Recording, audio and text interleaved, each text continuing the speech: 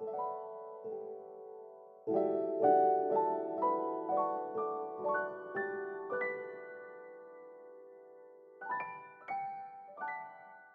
everybody, welcome to the dungeon. My name is Robin and today is Flameworking just for fun.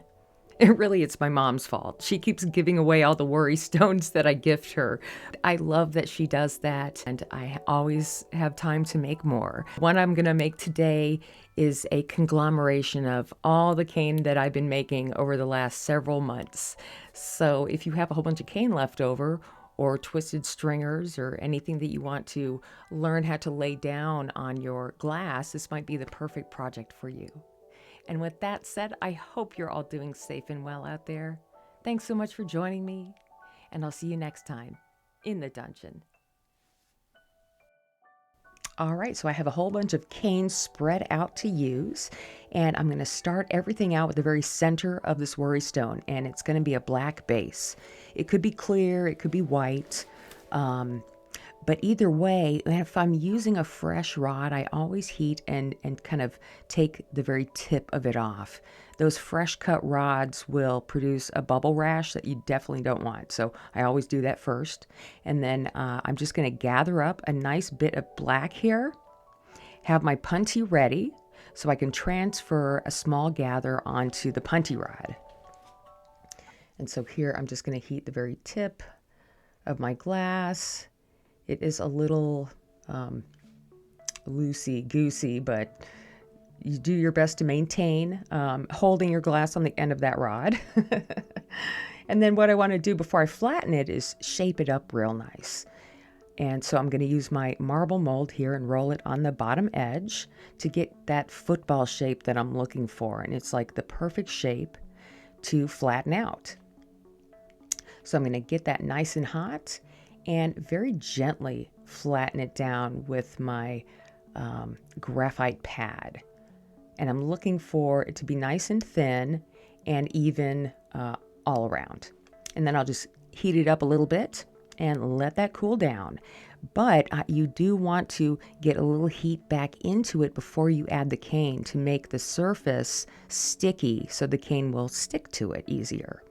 So I'm going to heat up a bit of cane and just attach it where I need it to go. And like a typewriter, walk my flame kind of where the cane and the black meet.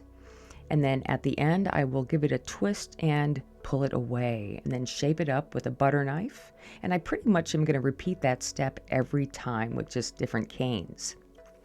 You can start at the bottom if you want to. I just started in the middle because I wanted that cane in the center. I'm just kind of picking up random canes as I go, hoping that everything is going to look good in the end. But it's a lot of fun to work with these canes, and you have canes and stringers and so many things left over that it's fun to make kind of a conglomerate piece with everything that you have. This one is one of those straight canes that I'm just twisting up as I go. And when I am finished, sometimes I will heat and kind of pull the edge of the cane down over the side a little bit.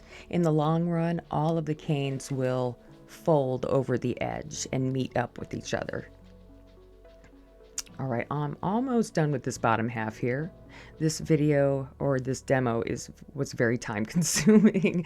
It took about 45 minutes to make this piece, but it's so much fun to do this kind of repetition and end up with this like really cool thing. Here at the bottom, I'm using my butter knife to just round out the cane so it matches the black underneath. And then I'll finish up here at the top. Got that wig-wag cane that looks really cool. And I am constantly heating the back as well. Every time you're adding cane, you are introducing some heat into that black. But you have to still be aware of the backside getting too cool. So I will, after each cane, just flash the backside and then move on. And I kind of do that every time just to maintain that heat. And then I'll just take those little corners off a little bit. And I believe that that's the last one on this side. So here, what I'm going to do now is just do a series of heating and smoothing and just kind of shaping. I'm trying to get all the ends of the cane to gently go over the edge. So I'm just using my marvering pad to help that out. It doesn't have to be perfect because in the end, after all the cane is put on, we will round everything out and flatten it out again. So don't worry if it doesn't look perfectly round when you're finished with that step. Okay, so now that we're done, I gotta load up my cane again and heat and flatten down the top. And I'm happy with the way that looks right now, so I'm going to flip it over and heat the other side to get it nice and sticky. And again, maintain heat on the back side. So now I'm gonna start out with this pretty cool black and white cane that actually didn't come out so cool in the end, but that's all right. Not everyone worked. So I'm going to start out in the center again on a different angle from the front side. I think that makes everything a little bit more interesting. And then just going with the flow and adding my cane, using my knife to straighten each one up if I need to, and pulling the tips out and down around the edge as well. You don't necessarily have to do this little step here because you can, you can heat and fold that stuff over when you're finished. Okay, what do we have next? You know, my mom, I love her so much. She, over her life, she's kind of does all sorts of different art things. And for a long time, she made these amazing quilts, which I have several of. And I've always been fascinated by quilt making. And the first piece I made like this, it had a clear center. So you could see the cane through itself to the other side. So you could see the crisscrossing of the cane, and it just reminded me of one of my mom's quilts. And so if you're going to try this, you might want to try different center colors. This one is black, so it's not going to be, you won't be able to see through it. But if you have a clear background, it looks amazing. And if you have a white background, it looks really good too, because a lot of the cane has clear in it, so you'll be able to see through that. So just because I'm using black here doesn't mean that, like I always say, you can use whatever colors and whatever stringers and cane you want. All right, I'm almost done here with this bottom part. And I'm also just having a good time just kind of being with the glass, because right now things are a little tight here. I do have a class running that's kind of like saving my sanity right now, and it's a wonderful, wonderful thing to be able to teach in person. Anyway, moving along, I'm going to add a little bit more here at the top and finish filling that in. Now, when I'm finished here, I was thinking about adding a wrap around the whole edge, which I hadn't done before. I thought about it, so this time I decided I'm going to attempt to do a band around it. But before I do that, I want to make sure that all the edges of the cane here, now that everything is done, I can take all of my other cane away and just kind of focus on the piece itself.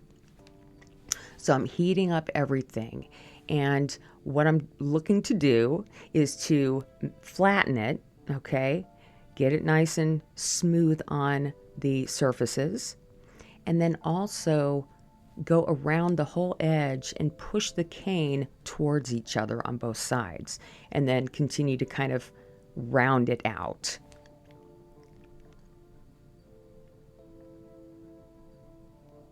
And it is time consuming. Steps like this can take, 5 minutes, maybe to get to where I am looking for. But I love the way this is looking right now. But it does need to be a little bit smoother and flatter and rounder. So I'm going to take my butter knife and kind of spot heat around it to any high sides and kind of just push them down a little bit so the outer piece is round, and then that will allow me to heat it up and press it down into an even round. I don't want to press it down until I am ready. And this looks pretty good. So now I'm getting my flame a little bit bigger there, and because of that I'm going to work a little bit further out in the flame and just give the whole pendant or the whole worry stone a nice heat.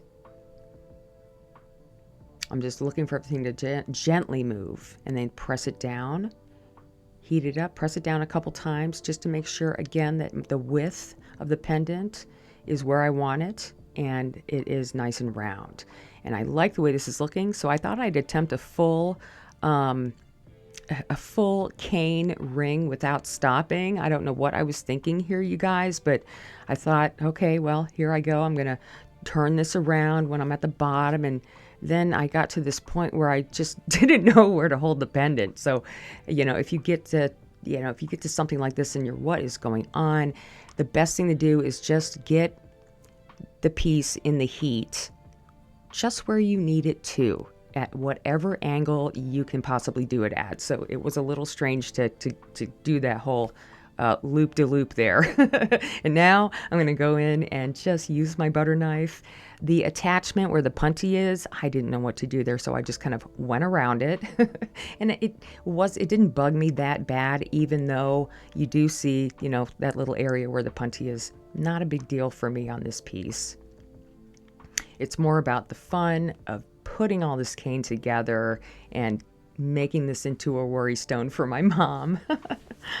So here I am just flattening down that cane around the edge. I want it nice, like a flat band all the way around. It wasn't perfect, but what piece really ever is? None of mine. But we try, and it's just the love of the material that keeps us going. And at some point you do feel a little bit more control over the material, especially for new people. There is a point where you do feel like, oh, I'm getting more control, and you can do more and more, and it's just exciting, and it keeps you coming back every time. So this piece taught, like every piece, this piece taught me a lot about what I can do and what I would like to do in the future, and sometimes just gives me better ideas.